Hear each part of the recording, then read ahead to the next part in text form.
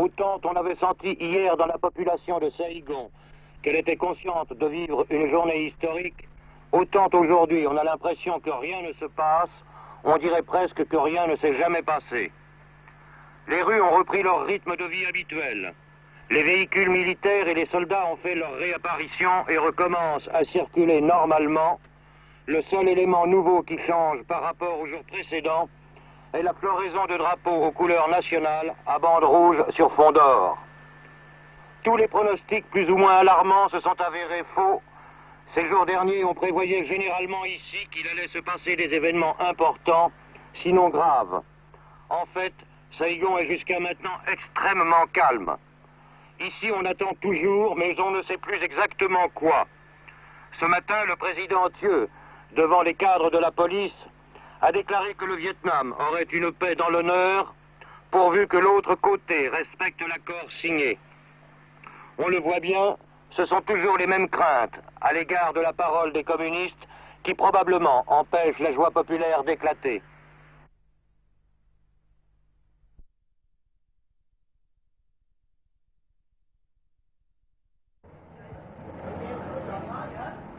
Si les communistes lèvent le petit doigt, brandissons le poing. Telle est l'instruction communiquée ce matin par le président Thieu aux responsables de la sécurité. Depuis hier, la police à Saïgon est en état d'alerte, prête à intervenir immédiatement, 24 heures sur 24. Pour elle, le cessez-le-feu ne change rien, au contraire, elle est chargée de gagner la guerre psychologique.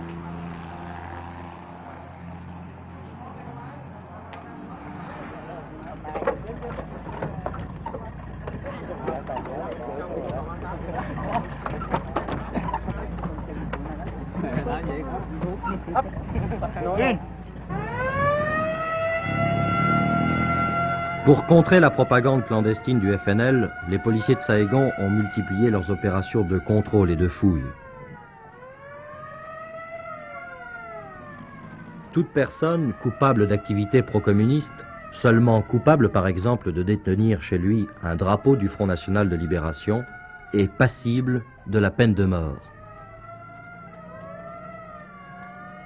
Les policiers sont également chargés de surveiller tout stockage individuel de riz ou de denrées alimentaires essentielles dont on redoute qu'elles ne soient destinées aux communistes.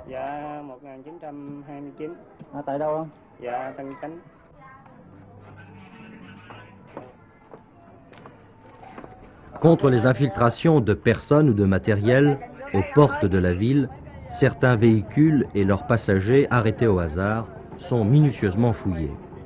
Les attentats terroristes ou les opérations de sabotage communiste, maintes fois annoncées par le passé, paraissent cependant peu probables. De nombreuses indications permettent de penser que le front ne veut pas effrayer les populations des villes.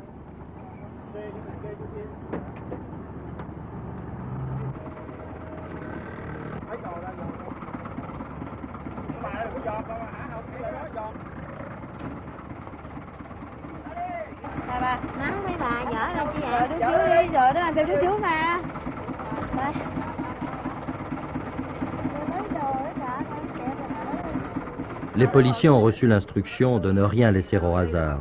Et en cas d'inspection complète, rien n'est oublié, pas même les papiers ou la grenade que peut dissimuler un chignon.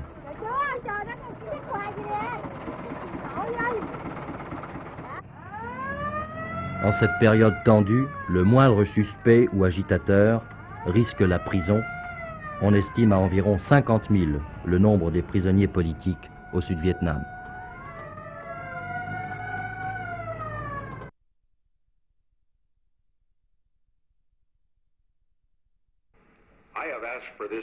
Pour Madame Boston, la paix sera venue trop tard.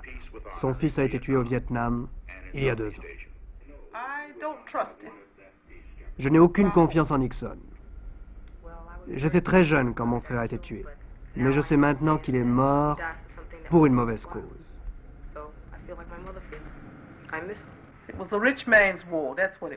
C'était la guerre des riches, une guerre pour faire de l'argent.